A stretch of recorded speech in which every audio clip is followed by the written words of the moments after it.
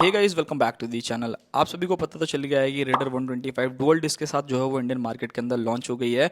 And आज की video में हम लोग बात करने वाले हैं रेडर 125 लेनी चाहिए या फिर NS 125।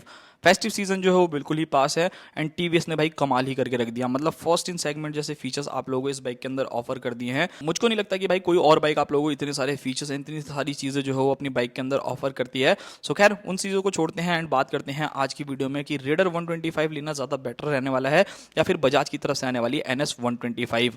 तो सबसे पहली चीज लुक्स एंड डिजाइन के बारे में बात करते हैं दोनों ही बाइक्स के, यहाँ पर लुक्स एंड डिजाइन कैसे रहने वाले हैं। अगर आप लोग एक तरफ रेडर 125 को देखते हो, इस बाइक के लुक्स जो है वो काफी ज्यादा जबरदस्त हैं। फ्रंट में काफी अच्छी सी हेडलाइट्स आप लोगों को मिल जाती है, रियर में काफी अच्छी टेल लाइट देखने को मिलती है एंड साइड प्रोफाइल भी जो है वो काफी अच्छी है।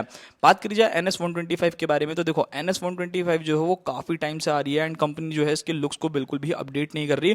बट स्टिल मैंने एक चीज जरूर महसूस करी है, जो भी बजाज की NS 125 का बंदा जो रहता है ना, वो हमेशा से एक लवर रहता है कि नहीं भाई इस बाइक के जो लुक्स है ना वो काफी बढ़िया है। मतलब आपको बिग बाइक वाला फील जो है वो 125 सीसी की बाइक में देखने को मिलता है। तो लुक्स एंड डिजाइन में आपके ऊपर छोड़ता हूं कि भाई आपको कौन सी बाइक के लुक ज्यादा पसंद है। वो चीज जो है वो आप मुझे कमेंट बॉक्स में बताना कि आपको रेडर 125 की लुक जो है वो ज्यादा बेटर लगती है या NS 125 की।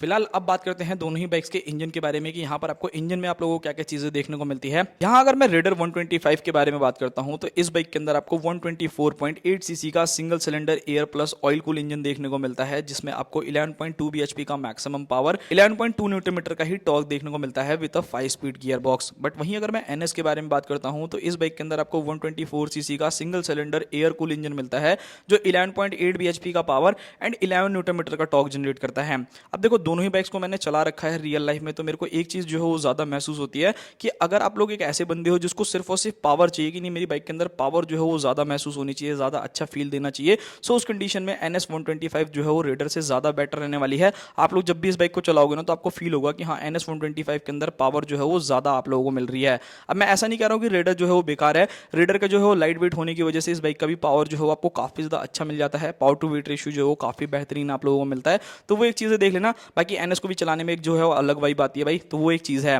बात करते हैं दोनों ही बाइक्स के अंदर आने वाले फीचर्स के बारे में। एक तरफ NS 125 जिसके अंदर आप लोगों को भाई LED headlights, LED tail light देखने को मिलती है, डिजिटल मीटर जो है वो देखने को मिल जाता है, गियर इंडिकेटर हो गया एंड सिंगल चैनल ABS हो गया। बट वहीं अगर मैं रेडर 125 के बारे में बात करता हूं तो इस बाइक के अंदर भी आप लोगों को काफी ज्यादा जबरदस्त एंड एडवांस फीचर्स देखने को मिलते हैं।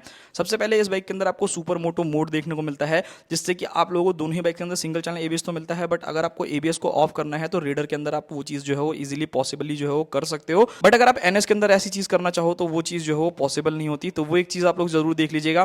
बाकी यहाँ पर अगर मैं अदर फीचर्स के बारे में बात करूँ तो आपको रेडर 125 के अंदर single channel ABS, dual disc, उसी के साथ TFT वाला डिस्प्ले वाला वेरिएंट भी आप लोगों को मिल जाता है। एंड अगर आप नॉर्मली देखोगे तो नॉर्मल वाले में आप लोगों को नॉर्मल डिजिटल मीटर देखने को मिलता है, बट वो कलरफुल है, तो ऑब्वियसली NS से जो है थोड़ा सा ज्यादा प्रीमियम आप लोगों को फील देने वाला है।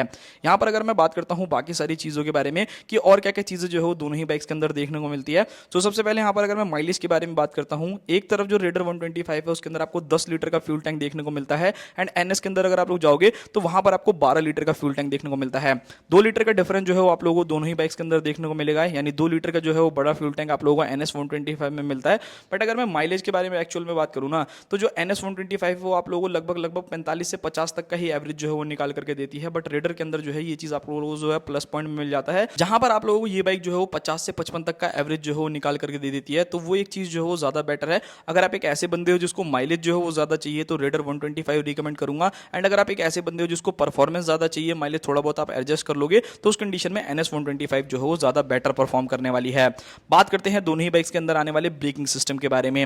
रेडर 125 को अगर आप लोग देखते हो तो इस बाइक के अंदर आपको 240 mm की front disc with single channel ABS देखने को मिलता है, एंड वहीं अगर आप NS 125 को देखोगे तो उस बाइक के अंदर भी आप लोगों को 240 mm का फ्रंट डिस्क देखने को मिलता है, जो कि सिंगल चैनल ABS के साथ आता है। दोनों ही बाइक्स के अंदर अगर आप लोग देखोगे तो यहाँ पर कंपनी क्या है कि भाई आप लोगों को NS के अंदर जो है वो ड्रम ब्रेक ही देती है, एंड ऑलमोस्ट अगर आप किसी को भी देखते हो, CB 125 को देख लो, एक्सट्रीम को देख लो, NS को देख लो, इन सभी में आपको 130 mm का जो है वो रियर ड्रम ब्रेक देखने को मिलता है। बट अगर आप लोग रेडर के अंदर देखोगे तो वहां पर आप लोगों को 220 mm की जो है वो डिस्क देखने को मिलती है, जिससे ब्रेकिंग जो है मुझे लगता है कि रेडर की जो है वो ज्यादा बेटर आप लोगों को फील देने वाली है। मतलब फ्रंट की तो दोनों की आप लोगों को एक जैसी देखने को मिलेगी, बट अगर आप रियर की ब्रेकिंग चेकआउट करोगे तो ऑब्वियसली भाई ड्रम के कंपैरिजन में आप लोगों को जो डिस्क है वो ज्यादा अच्छा काम करता है। मतलब मतलब थोड़ी ब्रेकिंग बाइट जो है ज्यादा आप लोगों को प्रोवाइड करता है। नाउ अब बात करते हैं दोनों ही बाइक्स के अंदर आने वाले टायर्स के बारे में। सो यहाँ अगर आप लोग रेडर को देखोगे तो इस बाइक के अंदर आपको 90 70 इंचेस के फ्रंट टायर, 110 80 70 इंचेस के आपको जो है रियर टायर जो है वो रेडर के अंदर देखने को मिलते हैं। वहीं अगर आप लोग NS 125 को देखोगे तो इसमें 90/90 सेक्शन का फ्रंट टायर आपको मिलता है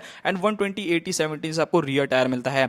सो अगर आप एक ऐसे बंदे हो जिसको टायर के मामले में जो है वो थोड़ा ज्यादा अच्छा बेटर फीडबैक चाहिए, ज्यादा ग्रिपी जो है वो टायर चाहिए, थोड़ा ज्यादा चौड़ा टायर चाहिए, तो NS 125 के अंदर आपको रियर वाला जो टायर है वो आपको रेडर के कंपैरिजन में ज्यादा बड़ा देखने को मिलेगा। एंड फ्रंट के अगर आप दोनों को टायर को देखोगे तो वो बिल्कुल ही सेम रहने वाला है, वहां पर ऐसा आपको कुछ भी खास जो है वो चेंजेस नहीं देखने को मिलेंगे। दोनों ही बाइक्स के अंदर आपको टेलीस्कोपिक सस्पेंशन फ्रंट में एंड रियर में मोनोशॉक एब्जॉर्बर्स देखने को मिलता है। एंड दोनों का अगर आप फीडबैक देखोगे तो ऑलमोस्ट काफी हद तक सिमिलर है, ऐसा आपको कहीं पे बहुत ज्यादा दिक्कतें जो है वो बिल्कुल भी फेस करने को नहीं मिलने वाली। बात करते हैं वाइब्रेशन एंड हीटिंग इशू के बारे में। तो देखो NS जो है थोड़ी सी ज्यादा परफॉर्मेंस ओरिएंटेड है, तो भाई ऑब्वियसली इस बाइक के अंदर आपको हल्की फुल्की हीटिंग इशू जो है वो रेडर के कंपैरिजन में ज्यादा देखने को मिलेगी। एंड एक्चुअल में अगर आप रेडर को देखते हो तो वहां पर आपको एयर ऑयल कूल जो है वो इंजन देखने को मिलता है, जिससे वो इंजन जो है वो जल्दी ठंडा हो जाता है, तो वो एक चीज रहने वाली है। बात करते हैं वाइब्रेशंस के बारे में। तो दोनों बाइक्स को मैंने चला करके देखा है, बजाज ने पहले से काफी ज्यादा कंट्रोल किया है अपनी वाइब्रेशंस पे। कम वाइब्रेशन तो हो दोनों ही बाइक्स के अंदर आपको फील करने को मिलेगी। हाँ, थोड़ा सा जब आप 10-15 हज़ार किलोमीटर चला लोगे तो हल्की फुल्की वाइब्रेशन जो है वो दोनों ही बाइक्स के अंदर आपको देखने को मिल सकती है। बात करते हैं दोनों ही बाइक के डायमेंशंस के बारे में। यहाँ पर अगर आप डायमेंशंस देखोगे तो यहाँ पर आपको थोड़ा बहुत चेंजेस जो है वो देखने को मिलने वाला है। दोनों ही बाइक के अगर मैं वेट के बारे में बात करूँ तो यहाँ पर आपको अच्छा खासा डिफरेंस देखने को मिलेगा। NS 125 जहाँ पर आपको 144 kg की मतलब ऑलमोस्ट 150 किलो की जो है ये बाइक आप लोगों को वेट में लगने वाली है। एंड वहीं अगर आप लोग रेडर 125 को देखोगे तो ये पूरे के पूरे सेगमेंट में सबसे हल्की रहने वाली है। इवन जो CB 125 हॉर्नेट आती है उससे भी ये बाइक हल्की रहने वाली है, जहां पर आपको इस बाइक का वेट सिर्फ और सिर्फ 123 kg देखने को मिलता है, जो कि काफी ज्यादा आप लोगों को लाइट वेट जो है वो फील कराने वाली है। NS जो है उसको आप जब रियल लाइफ में चलाओगे तो थोड़ी सी भारी जो है आप लोगों को फील होगी। वहीं अगर मैं बात करता हूँ सीट हाइट के बारे में तो रेडर 125 की जो सीट हाइट है वो भी सबसे ज्यादा लोएस्ट है, लगभग 780 mm के आसपास में सीट हाइट मिल जाती है। एंड वहीं अगर आप NS 125 को देखोगे तो 805 mm की जो है वो सीट हाइट मिलती है, जिसकी वजह से अगर आप एक शॉर्ट राइडर हो तो रेडर जो है वो ज्यादा बेटर आप लोगों को फील देगी, मतलब आराम से जो है आप उस पर बैठ जाओगे। बट NS के ऊपर जो है वो थोड़ा सा हाइट जो है आपको ज्यादा चाहिए होगा, तो वो एक चीज आप लोगों को देखना पड़ेगा। बाकी यहाँ पर अगर मैं बात करता हूँ दोनों ही बाइक की ग्राउंड क्लियरेंस में तो ऐसा बहुत ज्यादा डिफरेंस नहीं है। 179 mm की जो है वो आप लोगों को ग्राउंड क्लियरेंस ऑफर करती है एंड 180 mm की जो है वो रेडर आपको ऑफर कर देती है, तो ये एक चीज जरूर आप लोग ध्यान में रखना। बाकी अब मेन क्वेश्चन निकल करके आता है कि दोनों में से कौन सी बाइक जो है वो लेना एक समझदारी वाला काम है। यहाँ पर अगर आप लोगों को प्राइसिंग देखोगे तो NS के अंदर आपको सिर्फ और सिर्फ एक ही वेरिएंट देखने को मिलता है जो कि स्टैंडर्ड है एंड जो ऑन रोड आप लोगों को लगभग 1,19,000 रुपए में कॉस्ट करने वाला है।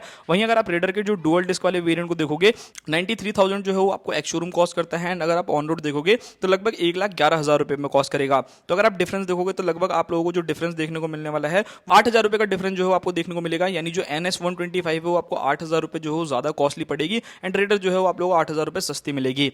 तो अब देखो भाई यहाँ पर आपको कौन सी बाइक किसको लेनी चाहिए, चलिए उसके बारे में बात करते हैं। अगर आप एक ऐसे बंदे हो जिसको भाई 125 सीसी की बाइक तो चाहिए बट उसके अंदर आपको परफॉर्मेंस भी चाहिए, नहीं भाई बाइक को भगाने में मजा आए, थोड़ा बहुत माइलेज से जो है मैं कॉम्प्रोमाइज कर लूंगा, टायर जो है थोड़े से ज्यादा बेटर रहे, तो उस कंडीशन में जो है आप लोगों के लिए NS 125 ज्यादा बेटर रहेगी। एंड अगर आप रेडर लेना चाहते हो तो भाई मैं उन लोगों को रिकमेंड करूंगा जिसको सबसे पहली चीज भाई ये चाहिए कि बाइक जो है वो लाइट वेट हो, डुअल डिस्क जो है वो वेरिएंट हो, सुपर मोटो जैसे फीचर्स आप लोगों को बाइक के अंदर देखने को मिले एंड काफी ज्यादा जो है आप लोगों को अच्छा एवरेज जो है निकाल करके दे एंड प्राइसिंग में भी जो है वो बाइक सस्ती हो। सो उस कंडीशन में जो है आप रेडर 125 की तरफ जा सकते हो। सो ये था पूरा का पूरा वीडियो। आई होप आप लोगों को वीडियो पसंद आया होगा। बाकी मैंने ऑलरेडी आप लोगों के लिए रेडर 125 एक्सट्रीम 125 से कंपैरिजन कर रखा है एंड CB हॉर्नेट से भी। सो अगर आपको वीडियो देखना हो तो लिंक डिस्क्रिप्शन में मिल जाएगा। मिलते हैं किसी और नेक्स्ट वीडियो में, तब तक के लिए बाय बाय।